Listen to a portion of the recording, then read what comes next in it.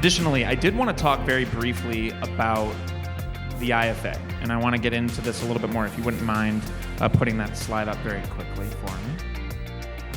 So, FranPack, for those, I kind of chatted about it yesterday, and Max had a really, really great panel that he led yesterday that kind of touched on a lot of the things that are affected by FranPack. So this is something that I am personally a giver of. Everybody in my family is, rather through money or through wine, whatever it may be. But we very much are into the idea of FranPack. Lane, of course, is a very big proponent of this, and we do a lot of the fundraising for this at many of our conferences. So if you are interested in actually putting in your information to learn a little bit more, this is where you can do it. It's going to show up. It's going to take you to the site where you guys will be able to read a little bit of information, and then you'll be able to submit info for Anna there. And Anna, who's here, will be able to chat with you a little bit more about what that means. So if you have questions about that, Anna, of course, will be able to help you do so. In addition to that, for the schedule today, we have one surprise for lunch, which I won't reveal, but for many of you, who's hungover, and it's okay, we can raise our hands. It's a lot of people, I know. So lunch today is going to help with that. Lunch is going to be coming at about 12:15, 12:30. So we'll be eating, and we'll be doing a working session after that, and then we'll be closing the day with Shark Tank at the very end. So one thing I will say, if you do have a flight out of here at like 5, I'd leave like right at 2:30. Like say goodbye after Shark Tank is done and get out of here, because traffic is going to be a little rough. Okay. The only other thing I think I want to announce, is for registration. So for Springboard, we are probably going to be opening that up next week. We're going to think about doing that. So Springboard dates are going to be September 18th to 20th. So if you guys do need to put that down somewhere, please do it. We are going to be opening that up quickly. I've had a lot of people that have been here that have asked about it. So please feel free to reach out to me. Hopefully at least give me the grace of Monday, where we can start to talk about that a little bit more. If you're interested in speaking on the agenda, please let me know directly as well, and I can confer with my partner in crime, Mr. Lane Fisher, who is here as well. I think what I want to do now, Lane, am I forgetting anything else? Okay, perfect. So I'm not forgetting anything else. What I think we can go to for now is we can get into probably doing the keynote. Are you guys ready to go? We ready to go? Who's excited for Burn Bootcamp? Everybody excited? All right. We're gonna need to get fired up this morning, and I have two amazing people who are gonna be able to help us do that, and I will introduce them momentarily. But before I do, we did something new this year, and if you wouldn't mind switching the slide back just to the normal slide. Something really cool that we did this year is that we actually decided to do some premium sponsorships here because we had some people asking for them. We didn't really know if that was something that made sense for a room of a little less than 200 people, but people really wanted to do it. And so one of the people that we tapped was Citrin Cooperman, who has been an amazing partner for us at many of our events that we've held over the years. Very, very early partner for us at Springboard and Unconference, many of the others. And so really, really happy to have Citrin Cooperman joining us to introduce the keynote. Come on up.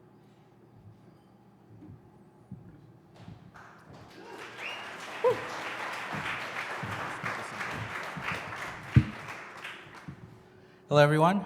Good morning. I hope everybody had fun last night. My name is JP.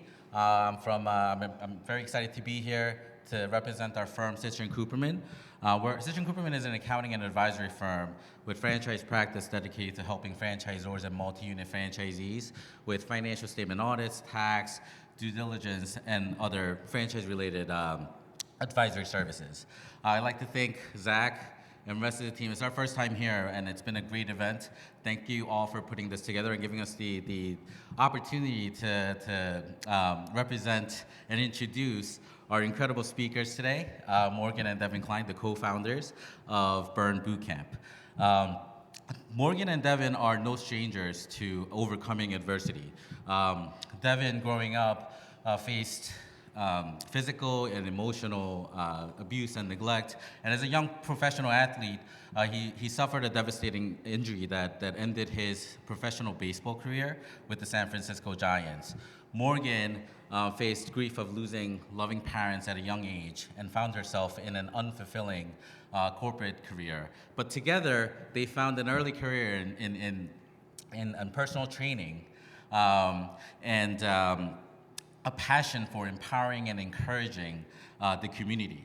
Right? So in 2012, they created Burn Bootcamp to help women and their families with their health and wellness journey.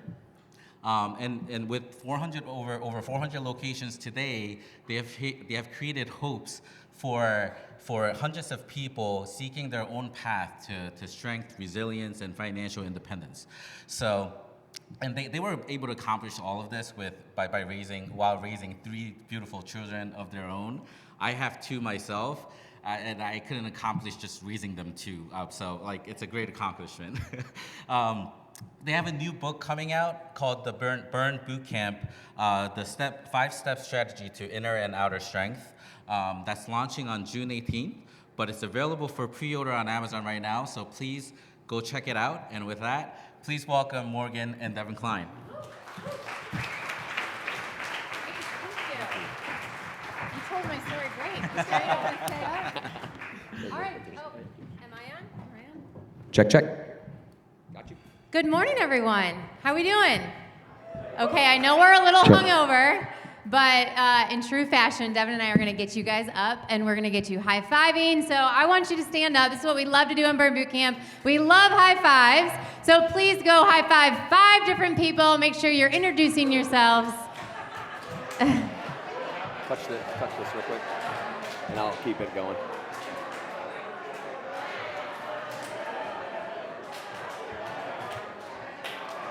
There we go. I got you. I'm not that good too, by the way. No, go ahead. All right. So that was better than burpees, right? Yes, yes, yes. All right, well, guys, thank you so much for having Devin and I, and great introduction. Thank you so much for that introduction. Thank you, Zach, for having us.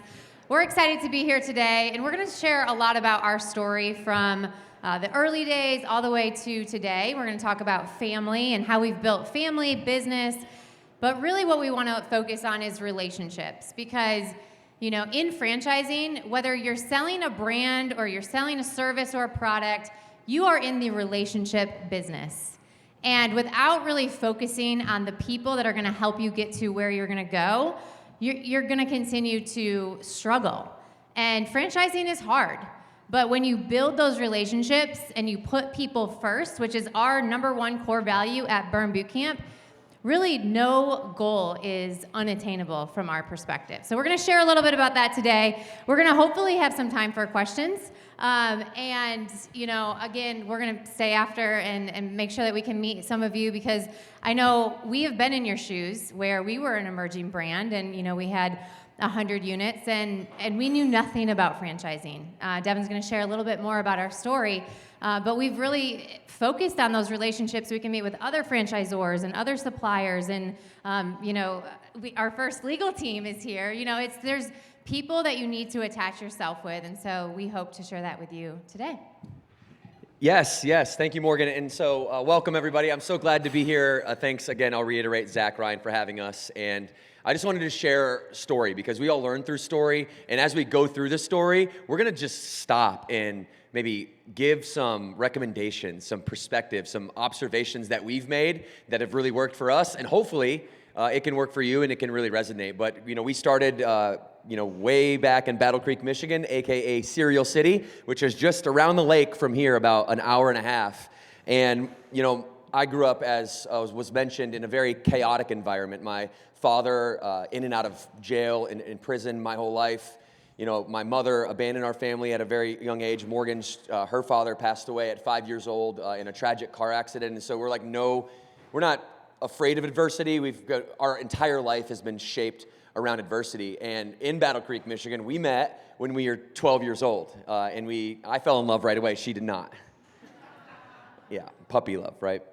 And she was my rock through all those times. Just to put it in perspective, by the time I was 18 years old, my household had over 50 criminal charges from breaking and entering to child abuse on me and my siblings to domestic violence and the whole 9 yards. And I don't say that to get sympathy. I just say that because so much adversity happens in business, and there's a built-in resilience to a lot of us because we all have some story as we were younger. And if we can tap into that, there's real power in it. And I've always thought there was nothing that we couldn't do, especially when she was by my side. And so then we come up. I was good at baseball. Thank the Lord I was good at baseball because that was my escape.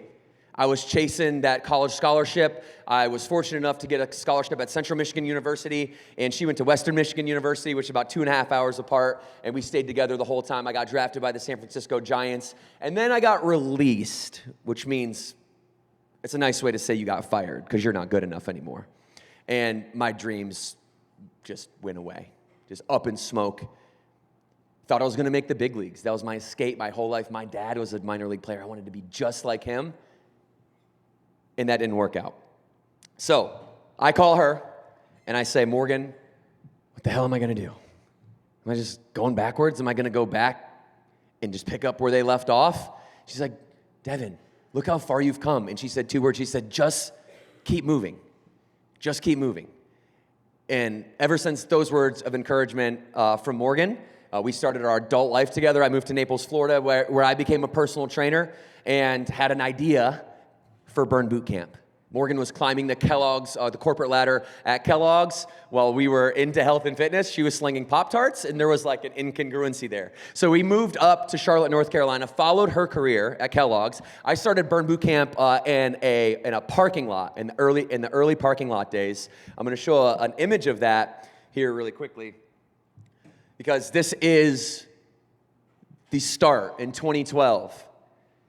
You want to talk about just like getting scrappy, believing in yourself, all the intangible characteristic traits you need to be a successful franchisor. Like, we've been through the whole journey. Nobody would even give us a lease when we started, but there was nothing that could stop Morgan and I. And just think about this, showing up to some random parking lot at 5 a.m. in the morning with a car that looks like it's a drug dealer's car, popping my trunk, selling T-shirts out of boxes in the back.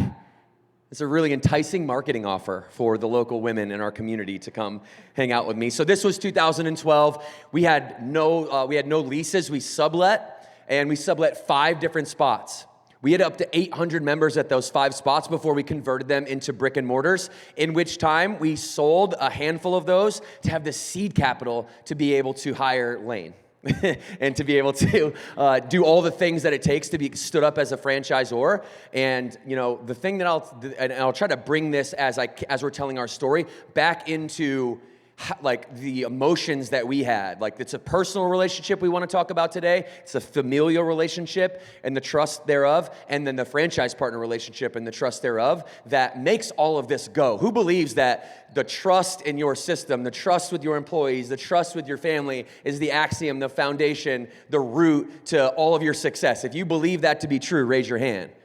All right, so most of us believe that to be true. If you don't, come talk to me and I'll convince you. But when we knew we had something special, there was 150 women and men in a parking lot on a 95-degree Carolina Sunday morning, and I'm out there. I'm a trainer by trade. I did 15,000 camps so far, and I'm out there in the parking lot kicking their butt. Like, I'm trying to create some adversity in them. I'm trying to get them to doubt themselves a little bit, because when you overcome that doubt, confidence goes through the roof. So we have 150 people in the parking lot. They're doing sprints, and I'm having them do jump squats like this. They're doing jump squats, and then I'll have them go and sprint. And I had 150 people, 10 lines. People started falling over because their legs started giving out. You ever seen the baby giraffe memes? Like this, their legs started giving out, and they were falling over. They were scraping their arms. They were scraping their knees. And I didn't like that part. But Morgan and I got in the car that day, and we said, at the same time, unprompted, babe, we have something really special. Nobody does that. Women building other women up. There's women running back that had already finished the sprint to pick others up with gravel and rocks in their knees and literally physically carrying them across the finish line that day. That's the metaphor to the community that we were building. But you guys, it started and stopped with us, with Morgan and I. We were going to go franchise. We knew that. We knew it was a vehicle. A mentor of mine, Jeff Duden, many of you may know Jeff, Homefront Brands, formerly Advaniclean. He said, Devin, what you and Morgan have is a franchise. I said, dude, McDonald's is a franchise. I don't even know what the hell you're talking about. He said, go look into it. And so we did, and we realized that this was going to be our vehicle. But before we did that, I remember distinctly, we were sitting in our living room, in our island in our kitchen, and we said, hey, if we do this, this can never come between this. This has to be the foundation. The trust between us and our relationship has to be the foundation. Unwavering support, unconditional respect and loyalty and love for one another. And we called it the force field. And we put a force field around our family because all of you know, when you start to become successful and you have a franchise system and you have, in our case, members, or in your case, customers, clients, patrons, whatever you call the people who are supporting your business, everything starts and stops with you. Your chief firefighter officer, all the problems come up to you. And if you let that get in the way of what's really important in life, the relationship, the love that you have with your significant other, or it could also be your business partner, nothing can come in the way of that. So we put a force field of trust around ourselves. We still have it to this day. We still talk about it to this day. We sold, like I mentioned, some of those gyms, launched franchise in February 2015 on the foundation that nothing was going to get in between Morgan and myself as we begin to scale. And so we had a goal. We were told that if we did 3 units in the first year, you're successful. They said if you do 10, top 1% in the first year. Okay, I mean, didn't sound impossible. And we look up and we do 200 units in the first 18 months. Yeah, so, obviously taking just one step back here, how many of you are founders in the room? Anyone founders in the room? Okay, wonderful. Anyone doing business with their spouse? A couple of you, awesome. So obviously when you make that decision to franchise as your vehicle of growth, it is very scary. You are giving away your baby. I was pregnant with my first, right when we became a franchise. And so we're getting ready to grow our family and then obviously still grow this business family. And it's hard. You're giving away a lot of trust, right? People are coming and trusting you, but you're also giving away a lot of trust. That's why it's so important to connect. So I want to talk a little bit about that connection. And first we did it through our members in those parking lot days. 2012 to 2014, we grew from 1 gym in a parking lot, as you guys see here, to 5 gyms in the Charlotte area. And 2015, we get our FDD, we're officially official, and we sell 200 units in the first 18 months, like Devin mentioned. 100% of those came from our members. So we had built that trust with our members for them to say, hey, I want to do this. I want to help. I want to latch arms to your mission and your vision because it's transformed my life. And so that trust equity has carried us through. We have 95% of our franchise partners start as members first. So again, if you're in this room and if you're a supplier or you're selling a product or a service, understand the impact that relationship of trust can have to help you grow and multiply what your business is going to look like. So yeah, 0 to 200 in 18 months is a lot. And I think we maybe had like a little 500 square foot office. We had about 8 employees. Half of them were working at the gyms. We were looking at awarding our ability to support. And I remember there was a time in about 2017, early 2017, where Devin and I looked at each other and we said, we needed to make a hefty investment into people because we did not want to be the company that just over-awarded and underdeveloped. Because we aren't just selling a license to people, we're selling a future to families, right? I said a lot of our people are members first. They have personal relationships. They're rolling over their 401k. This is a big risk for them. We take that very seriously, and all of us in this room should take that seriously, whether you're a supplier or a franchisor.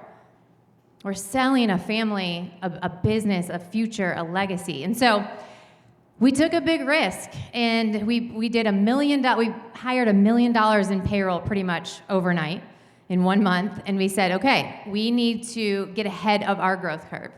And we've continued to have to focus on that throughout, the rest of the growth and where we're at now. I mean, as a CEO, I'm constantly looking at, okay, what are we developing? What support do we need to give? Because it continues to change at every level that you're at as a franchisor, and you're never going to know that unless you are connected to your system. Okay, that is the most important thing. Like I said, people first. And that means, how are you listening to your system? How are you listening to your customers? Because making decisions in an office where you're not connected to the people that you serve, you're likely not going to make the right decisions for the people that need you to help them. And so I want to challenge you guys to think about, as you grow, what systems are you going to put in place to stay connected to your franchise partners, to stay connected to your members. And that's incredibly important to us. I mean, we're here in Chicago, and we go, we touch down and we go to the first gym that we can. We talk to the members. We still talk to the franchise partners. You're never going to be too good to get down and to understand what are the needs of the people that you're serving. So again, back to challenging you, how are you making yourself available? How are you getting out in the field? How are you staying in touch? What's your feedback mechanism to make sure that the problems your system is facing is being solved by the franchisor? So, listen, Burn Boot Camp, 99th percentile of franchise system growth. I just wanted to share that it can be very scary if you don't focus on what's ahead, right? Do you have a compelling vision? Do you feel like you have a compelling vision of where you want to go right now, today? Where do you want to be in your career? If you're a founder, where do you want your brand to be? Because without focusing on that 5-year plan, that 10-year plan, you're going to find yourself on your heels, and then you're going to lose that trust with your system because you're not going to be ready to support them the way that they need it. Yeah, and so this picture that you see up here is a really one that it's burned in my memory. And actually, I want to thank the Fishman family for helping us get here. Morgan and I, we didn't have any money. We didn't come from money. I've been on welfare more years than my entire life than I have been off welfare. We didn't have money. And by the way, a San Francisco Giant gets paid about peanuts, cheeseburgers, and plane tickets to play baseball. That's about it. And Morgan's $60,000 salary at Kellogg's was keeping us comfortable, but everything, we didn't have any discretionary income. So who in this room is in a position where you don't have really, really deep pockets to go out there and to market yourself and to share your message and to go do all these things? Raise your hand if maybe that's the case. I know some of us, you might have, a little marketing budget. Most of us, when we're first starting, really don't have much of anything. And so we focused on two things, earned media, PR, and Morgan and I basically would pitch all of the news segments in our area, ABC affiliate in Charlotte, NBC affiliate in Charlotte, the CW, Fox, I was a regular, we were regulars on 5 competitive stations in the Charlotte area as the go-to fitness experts, which we equal, each segment was about maybe, $200,000 to $500,000 in value, absolutely free because we were dedicated to adding more value to our community than anybody else. Then we packaged those up, shipped those segments off to other news stations in the Southeast, and before you know it, we're on over 200 TV segments, and then we finally get a little momentum. I have a little bit of budget. I hire Fishman PR, and they put myself, Morgan, our franchise partners, there's 4 franchise partners in this picture, 3 headquarters teams, and that's Geraldo, just laying back, just loving life, and we were working out on Avenue of Americas. And so this was what we were doing during the 2015 to 2018 timeframe. And being, like Morgan mentioned, being with people, that's where the magic is. We get the opportunity to wake up today. We're so fortunate to serve over 6,000 people in our organization every day. And when I say serve, I'm not using some bullshit hyperbole. We wake up every day and no one works for us, we work for everybody else, right? If people have complaints, it's just a cry for help. If they have problems, I've got some solutions. And that relationship that we have with our franchise partners is rooted in the human-to-human connection. It was strategic to spend $10,000 to bring all these people up to New York City to wine and dine and break bread and get them on TV. This was all premeditated. And to this day, our goal as, our organization will do upwards a little less than $300 million this year, and you wouldn't think that we act any different than we would when we were broke. What we want to do is inspire and influence and impact and transform the lives of people. The money is always going to be a byproduct. And one thing I did notice when I went to my first IFA conference in New Orleans was the incredible amount of help, the incredible community of franchising. I was like, we are in the right vehicle. And there were so many pros, but there was one con, and I'm not afraid to say it. And that was, there was a general narrative that franchisees are annoying, they're bad, they think they're smarter than you, and the hardest part about franchising is franchisees, and I just don't buy it. I don't buy it because my life experience is taking care of them like they were my own family, being there for them at every call, texting them when they have do great things, and then also holding them accountable when they're not doing great things, and treating it like the relationships treating it like a relationship that you actually really want to build trust in a caring environment. And if you do that with every individual in your system, whether it's starts at the member level for us and trickled up, but if you do that with every person, eventually that's what a culture is. A culture is just a mere reflection of the way you have a one-on-one interaction. And if you do that over and over and over and over and over and over and over, all of a sudden you become not just a good leader that people like, you become a good leader that people like that gets results. Then become a good leader that people like that gets results, that helps other people be a good leader that people like that gets results. And you do that over and over and over, and then you can walk in the room and you're revered and you're loved, and you don't have to be the franchisor that your franchisees want to fucking choke all the time. And so that was my experience in the IFA. And so I was like, wow, there's such an opportunity to network and to do all the things, right? With Springboard, go register for Springboard. That conference to me was, Springboard. That was like 9 years ago. We went there, I was like, you know what, we can do this. We did it, put our heads down for 9 years, and here we are, full circle, coming back around. So just a couple notes on like how important it is for you to wake up and kind of get your head out of the way. For me, that's a problem. Getting my head out of the way and just leading with my heart and not emotionally reacting to any negativity that we have in our system. And my favorite thing, my favorite kind of nugget is nobody is complaining. Nobody is negative. Any complaint or any negativity is a cry for help. They just want your help. They wouldn't be doing business with you if they didn't want your help. All right. So, listen, like Devin said,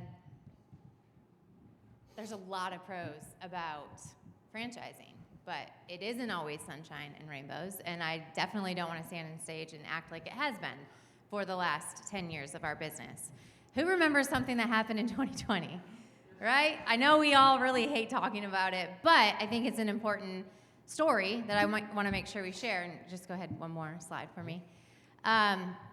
So obviously 2020, we all have different impacts of how 2020, treated us. And for us, we're proud of how we navigated that time, but we couldn't have done it without that trust. Because when times get tough, that is where trust can easily get broken. And I'm not saying that we've never lost trust with our system, right? There's going to be ebbs and flows of that. But during 2020, we asked all of our franchise partners to hold the line. We did a video in our house because we were quarantined in our house and said, hold the line. Keep serving our members. Don't shut them out, right? Don't just shut your gym. We're gonna go live. We went live the very next day. We live streamed. We ended up live streaming. We haven't even stopped live streaming from 2020. We asked them to hold the line, and we retained 70% of our memberships during the pandemic. Something that we're very proud of, but we couldn't have done it without that trust, right? So we were borrowing trust that we had earned for so long. So Maybe you guys haven't hit that point in your franchising career yet, or maybe your brand hasn't hit a point where it's been really hard, but I promise you it will come. It will. It's just the environment that we live in. And so what are you doing today that you can then go borrow that trust from when times do get tough?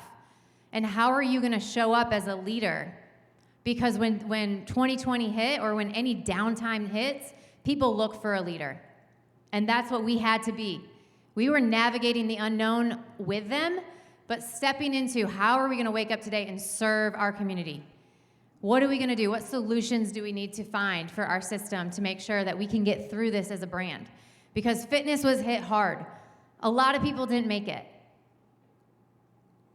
So what are you doing to prepare yourself right now to make sure you can take from that borrowed equity, that borrowed trust, and carry people through the hard times and show up even in the hard moments? How are you personally developing yourself right now for that time? Because it will come, and people will be looking for a leader. And it's our responsibility to step up as leaders, because everything starts and stops with the leader of the organizations. Whether that's the owners or the executive team or even suppliers, right? That we got to lean on during those times to say, okay, how are we going to continue to serve our customers, our members? And so we're super proud that we were one of the companies in fitness that we could find that did grow during that time. And so again, just challenging you to say that it will happen. How are you preparing yourself today for that downtime? And just to zoom into one story, I know anytime I hear a speaker, I always like to hear stories. For me, when we sat in our studio in Huntersville, North Carolina, and we had to shut down 275 gyms at the time, that was our decision, right? That's going to be your decision when you have to make tough calls. And I can remember just like staring blankly into the abyss. This is going to be the hardest decision I've ever made. If I make this decision and it's a wrong one, I'm just going down with the ship. We made the call out of safety and love for our people at the time. You can go back and put yourself in that mindset of like when the unknown was so high. We shut down all the gyms. We thought our dreams were going to go up in smoke. And before you can have a connection with your system, before you can have a connection with your family, before you can have a connection with your members or your customers, you first have to have a connection with yourself. Like, do you believe in yourself enough that you're confident when the rough times hit, and they will, that you're going to be the one that pulls people through? And I remember going home because the gyms were closed. I go to my home gym and I start working out and I blast the music and I'm just like having the best workout of my life because I'm frustrated and I'm angry and I'm displacing that emotion into a training session and nobody's in the room. And I just remember feeling an energy that says, if you can make your worst day your best day, that's the answer. That's the mentality that you should have. It said this industry is saturated. There's lots of fitness everywhere. There's influencers. There's a gym on every corner, Zach was telling me here in Fulton Mark. How many new concepts have come up since 2010? If you can make your worst day your best day, you have a superpower. So it was the perspective. It was the outlook that I got in that moment that I believed to be beyond me, but it was that message that I needed to hear that basically said, stand up, be strong, shoulders back. You have to carry your entire organization through the tough times. And guess what? Morgan said it. They looked at us to do that. And we did. And between closing all the gyms down, live streaming, we had Burn Nutrition as our supplement company. We had people picking up their Burn Nutrition in kind of a carousel. We did baby showers. We did like carpool baby showers. I mean, we got so scrappy. We spent a night in our studio overnight, and I remember closing the lights off after about 17 straight hours of trying to solve problems. And I look back as I'm outside through the windows, and there's a spotlight that was left on, and it was right on the whiteboard that we were trying to solve problems on. And all it had was a giant blue heart, and it just said, member love. And I remember thinking, that's it. That's it. We've got all of this trust, all this goodwill that we've built up the whole time. All we've got to do is use it. That's the trust equity that Morgan was talking about. And I don't have to speak on the results. Franchise Times did that for us, which was awesome. And I'm very proud of this, so I'll say it if you can't see it. When we opened 26 gyms through the pandemic, and we grew 12.2%, our next competitor was down negative 16%. And we were the only one in the fitness industry during that time that actually accelerated and grew through a pandemic. People used to ask me, Devin, fitness is a commodity. It's a discretionary income. It's people are going to cancel. Tell me how you're valuable. Tell me how you're recession-proof. And I don't ever have to answer that question. Because when you're pandemic-proof, I think that's a touch scarier. So the proof was there. And all of the things we're talking about, the spirituality with yourself, the connection with yourself, the connection with your family, the trust you build inside of your organization, if you do all those things and you just walk forward, like I said, with your chest up, shoulders back, you're going to see results from it. Because the universe will reward people who put goodwill out. The universe will reward people who are selfless, who don't do for themselves but wake up and do for others, and truly do for others. Not just some sticker on the wall, not core values on the back of your computer or on your screensaver. Like things you actually, core values are navigating the way you say yes to things, you say no to things, and people first was it. So Morgan and I are just going to touch on, we're going to kind of rewind, okay, all the way back. Because fast forward to today in 2024, she's going to talk about that in a moment, but the word intentionality comes to my mind. Intentionality. All the pictures that you see up here were once a vision. It was once an intention. It was once a direction. It was once a design. We sat down and we said, and maybe you guys can do this question right now if you'd like to write this down. We do this every year. It's a question. It's just a simple question to audit you and your lifestyle and audit the direction you're going. We say, if you could live one day on repeat, over and over and over. You had to live the same exact day over and over and over and over. What would that day look like? Who would you be with? What time would you wake up? What would you do? What clothes would you be wearing? What's the weather outside? Where are you at in the world? And we sat down and we did that exercise. And we built the entire organization around the lifestyle that we wanted to have. Think about that. If you could right now write out a full vision, raise your hand to me if you got a 2-pager that's got a full vision for you personally, for you and your family. And you could come up here and you could set it up here and I could read it to everybody and they know exactly what you're talking about. It's well articulated. You've done the work. You reread it over and over and over. If you have that for yourself, please raise your hand. How can you hit a target you don't see? Right? There's no such thing as a blind archery champion with a blindfold on. It doesn't happen because you've got to be able to see the target. You've got to be able to see it. And so this design of your lifestyle, this question just poses, what is the business serving? The business has to serve something that's bigger than you. It does. It serves something bigger than you. There's a mission for the business. There's core values for the business. The LLC is there. But what is it really serving? Is it just serving thin air? What is the business serving? It's got to serve someone, and it should be you. It should be the owners. There's a book called The E-Myth by Michael Gerber, and we read that book, and he calls it the primary aim. Like, what does the business look like when it's done? Start with the end in mind. Start with your lifestyle in mind, or otherwise, you're showing up every day just to solve problems, and that gets hard. Over and over and over and over. If you're waking up every day just solving other people's problems and your own problems without some enchanting vision that's pulling you forward. So we wanted to be able to travel with our family. We wanted to have a family. We wanted to be able to travel with our family. We wanted to be able to podcast and go do live events and workouts. We made it to the Super Bowl this last year. We sponsored the Super Bowl. And all the things that you see on this picture were once just an idea. And ideas are amazing, but they mean nothing without the post-requisite execution. I love to train. That's what I do. I thought for a long time that I had to show up as this like CEO, entrepreneur, business guy. And I love that stuff too, don't get me wrong. It's my secondary passion. My first one is I just wanted to show up and train. I wanted to show up and work with people. I love helping people get to the next level, and Morgan does as well. So have you started with the end in mind? Do you know, at least in a directional way, north, south, east, west, like which way are you going? Which way are you going?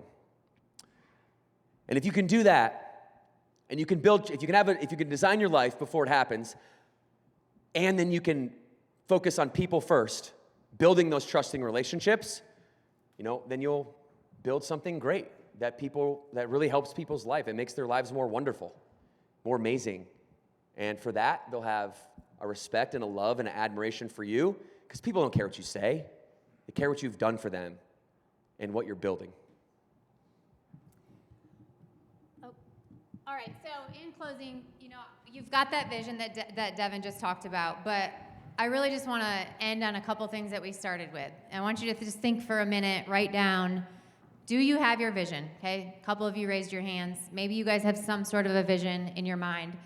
Don't just talk about the business vision, but the personal vision as well. What do you want your life to look like? And how are you going to build the relationships around you to help you get there? What does vision look like?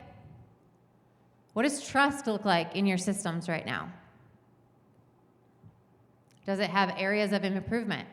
And if it's good right now, what are you doing to prepare yourself for the hard times? So think about those things, because without that clear vision, right, our mission is to empower women and their families, and it remains that way. We won't negotiate with the soul of the brand. We'll innovate within that, but we have that clear and defined mission. And then we build those force fields around us, right? Starting with yourself. How do you wake up every day and make sure there's a force field around you? Because it's hard being a leader. It's hard running a franchise. It's hard having a big responsibility. So creating that force field within, like Devin talked about, and then with your spouses or your business partner or your team at headquarters, and then your franchise partners, how are you protecting them? How are you bringing them along with you to hit that vision and that mission? And then your members, all the way down. So that's what we wanted to leave you guys with today. Thank you so much for listening. We would love to take on a couple questions if anybody has any. Nothing. All right. You want to go? Okay.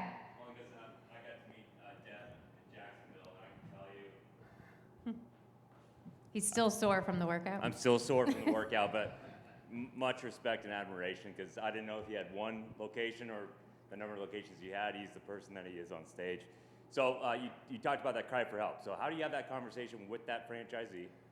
It's based on trust, based on everything you have, but how do you guys go about that conversation for the cry for help? So yeah, that's a great question. It's like, how do you actually go about that and how do you execute it? There's one question that Morgan and I use that we teach our entire system to use, and the question is the following. What needs do you have that aren't currently being met? What needs do you have that aren't currently being met? We all have universal human needs, right? We all have a desire for certainty, uncertainty, variability. Do they need to be certain? Do they need to know everything that's going on? Have you given people the tools, the resources, the information, the knowledge? Have you given them all of those things so that there is a foundation you can build the house of trust on? And then to maintain that house, because we all know if you just, come to the Yukon and then you go to Europe for 2 months, your house is going to start to go south. The same thing happens with your relationships. If you don't keep them maintained, trust is earned every day. You've got to keep them maintained. And so that question, what needs do you have that aren't being met, is the question that helps you maintain the trust between you and other people in your life. And then be quiet. Let them talk to you. Raise your hand if you know this, because you're, whether it's in your internal teams or franchisees, that most of the time, if you just let someone talk for 10 straight minutes about everything they want to talk about, they feel much, much, much better, and you don't have to say anything. Raise your hand if you know that to be true, if you've been in that experience before. So what needs do you have that aren't being met? Shut up, let them talk. Is there anything else that you'd like to discuss and talk about? Or is there any expectations or requests that you have of me walking away from this? And then the next part is obviously, if there is, follow through. Follow through. Thanks, Tony. I got one too. So one of the major themes that I think is pretty prevalent at this event always is the idea of private equity and being owned by institutional investors. You guys have done it very, very differently. You guys have bootstrapped the entire thing, and you guys wholly own the brand today. There's a little section that we do at Springboard, which of course, that was the first place that I had ever met you. It was my first Springboard, and it was your first Springboard, which was, your story started like a lot of brands that are here today, which I think is super special. We do a new section at Springboard where we spotlight brands like you guys that don't have institutional investors. They decided to go at it alone because they believe that's the best thing for them. Talk a bit about that journey and why you guys decided to make that decision, because that's a tough one to make, because I know that you guys have had your fair share of offers, of course. Yeah. So Yeah. talk a bit about that.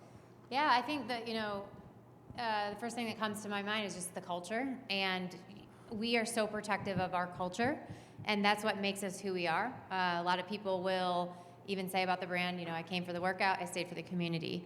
And so building a culture within has been incredibly important to us. And like I said, going into franchising is a scary thing. You're giving away a baby in a way, you're allowing other people to represent you. And so for Devin and I, the slower growth or not having all of the deep pockets has been the right trade-off for all the times, because we've been able to keep control of what the culture and the community looks like. There'll be a point in our brand where maybe it does make sense because we have built such a strong foundation.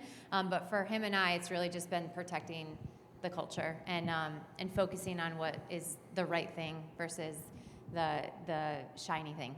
And that's a super hard thing to do, because what it requires is personal sacrifice. For the first 7 years, if we had anything discretionary that came out of the business, guess where it went? Right back in the business. We lived our modest salary. We had just enough to be comfortable. And then, it's gotten good in the last 4 years. But for the first 70% of this journey, it was just pour it back in, pour it back in, pour it back in, and very well knowing you could lose it all at any given time for whatever reason that you couldn't control.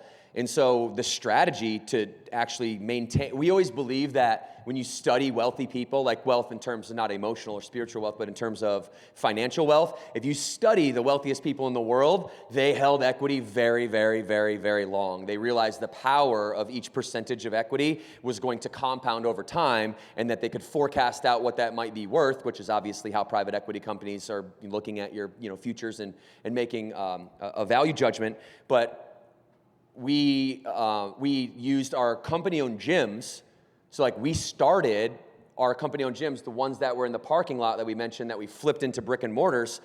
We sold 3 of those, one of them for $550,000, and that was the big pop that we needed to actually not need the capital, right? Because so many brands, you need the capital to grow, especially if you're your build-outs are $1.5 million or something like that. You got to build a company-owned location and you build your flagship and get proof of concept and all those things. It takes a lot of money, right? And so I think it's an advantage that we started in the parking lot, because we built up to 800 members before I ever had big rental rates.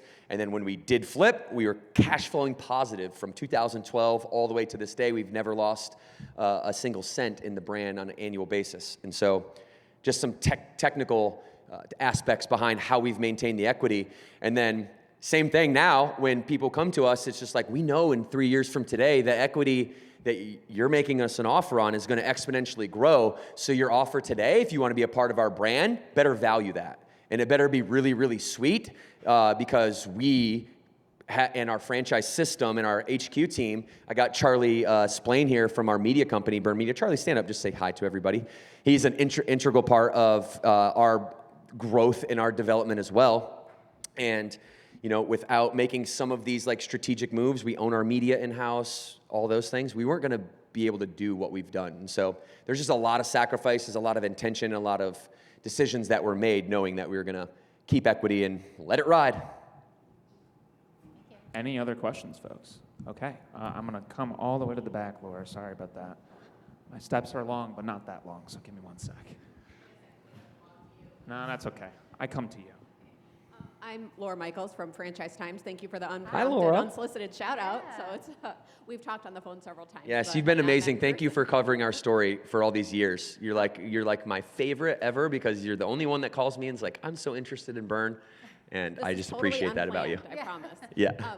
But you both talked about innovating, within your mission and evolving the brand within that mission. And I'm curious, is there a change that you resisted making that ultimately turned out to be the right one? And then on the flip side, maybe a change that you made that turned out to be the wrong decision? So the first one that comes to mind on the first part of that question is maintaining female-only camps for a big chunk of the beginning of the brand. So, you see the mission right there. Our mission is to empower women, and it has evolved to families over time. And a lot of people would come, well, why are you cutting out half of the market, right? Why are you only allowing women in the majority of your camps? And again, I go back to the community and the culture that we knew that we wanted to create. And I feel especially strong about it because I have always wanted to create a safe space for women to work out and feel comfortable without judgment from men. I'm just going to simply put that. And it's paid off for us because now we have a community and a culture where we can bring men in, but the environment is still very much what we started with. So that has worked out for us. Yeah, I'll do the other one. So I think this is actually really helpful, at least if I go back and put myself in like the emerging shoes in like 20 locations, 40 locations. It was so helpful for me the term is operational infrastructure, right? And so I always resisted like latching on to some type of operational infrastructure. Most of you know EOS, yeah? Or OKRs. Or, I was at the mode in my life where I had a little bit of unchecked ego and arrogance, and I was like, screw those things. I can build my own better. And that was a huge mistake. Because what I did, actually, that was a ego-driven move that was actually took away from my team's ability to become better professionals, and I'll tell you why. Because the root word of communication, we needed a communication model that allowed us to all speak the same language from system to our franchisees, they're relying on us to have that operational infrastructure. And early on, I was presenting Morgan like all my stuff. And she's just like, whatever, it's okay, not that great. Is there anything else? And so then we went to a Tony Robbins conference on, what was it called? Oh, Business Mastery. And so then I took something called 7 Forces of Business from that. If anybody's ever heard of that, that wasn't sufficient enough because it wasn't holistic enough for an enterprise. Then we went to OKRs, Make Big Happen by Michael Manson, and then we ultimately landed on following EOS. And there were some gaps there for us because we were an enterprise, and that's a small business-oriented operational infrastructure. And so we burnified it, and we call it the BOS now. It's on a slide somewhere in here. I think we just breezed over it a little bit. It's that right there, vision, data, process, traction, issues, people. This common language, you guys, if you could do anything right now and you're emerging and you're like, where do I start? Start here. Because we didn't start there, and that came after the fact, and then we had to go back like retroactively, and we had to go teach at like 300 open locations. We had to go teach everybody this system, and now, we're hitting record numbers now. Everybody knows the Burn operating system. They're all bought into it because we went out there and we educated in regional trainings and on our Burn learning portals, and so take my advice if you want to or don't. I'm just trying to help you avoid pain. And there was about 4 years in there that was just full of pain for me because on one side, I thought I had the answers. On the other side, the answers were already there. And if I just would have set my ego down, jumped onto EOS right away, burnified it right away, 2 years prior, maybe 3 years prior to that, we would have had that communal language that really bonded us. And here's what it did for my team at HQ. It gave them a body of language that made them smarter. Some of the language in EOS, some of you might know, rocks, level 10s, VTO. We follow this, her and I, we follow this like to a T. Gino Wickman wrote the book. Somebody comes to me and said, hey, DK, what should we do? I said, what does Gino say? Because it starts and stops with you as the leader, and that's what I didn't realize. is that I wasn't bought into the OKRs. I wasn't bought into 7 Forces. I wasn't bought into EOS originally. As soon as I bought in, bam, it trickled down to the entire organization. And this is the infrastructure that we will continue to carry in the future. All of our locations run level 10s. All of our locations have quarterly rocks. They all do their VTOs. And so our team can communicate with them, and we don't have to waste time getting on the same frequency. We have time for one more question. I'm in the back here for people who are confused where I'm talking from. I got one more question, and I have already picked who's going to ask. Hi, my name's Madeline Zook, and I have a question for you, and I have no voice. Don't judge me. It's Zach's fault. If you reflect back on your career and think, people sitting in this room, I think there's a lot of ups and downs in your story. I would love to hear, what was the biggest mistake that you made that you could share that people in this room might be able to avoid? How much time we have, Zach? 5 minutes. Okay, all right. We'll pick Well, the worst mistakes then. I know this might sound really cliche, but I really do think every mistake is a learning lesson, and you really need to embrace it. So some lessons are just hard, and you have to go through them. But if I were to pick one thing, it would be the right people in the right seats, which is a part of the EOS. And for me personally, not getting attached to making hard decisions or not making hard decisions because I might hurt somebody's feelings, right? And being able to separate my personal relationships with a human with the business, what the business needs at the time. So for me, it's always about getting the right people in the right seats and understanding that might mean making hard decisions or taking risks on new people into the business. But if you have someone toxic in your team, it's gonna spread like cancer. And I've had to learn that a couple times really hard, in the hard way. So if you have a gut feeling that you don't have somebody that's on your team that's 100% for you, do the hard things and sacrifice that short term for a better long term. And that led us to losing $500,000 on our first failed company-owned gym in West Nashville, Tennessee. All the gyms up until that point, they were rocking. We had opened a handful, like 7 or so. And we were seeding new markets, Tampa, Nashville, and Virginia, North Carolina, and Raleigh.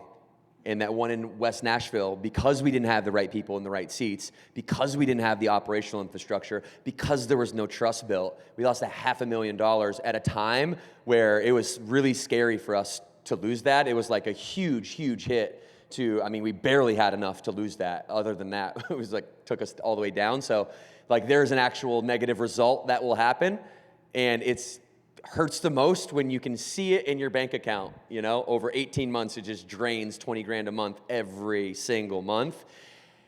And the lesson was what Morgan just said. So I just wanted to make sure that I brought an example into that, because we didn't make the hard decisions like we should have, and it resulted in quite a significant loss for us. A round of applause for Devin and All Mark. right, thank you Thanks, guys. guys.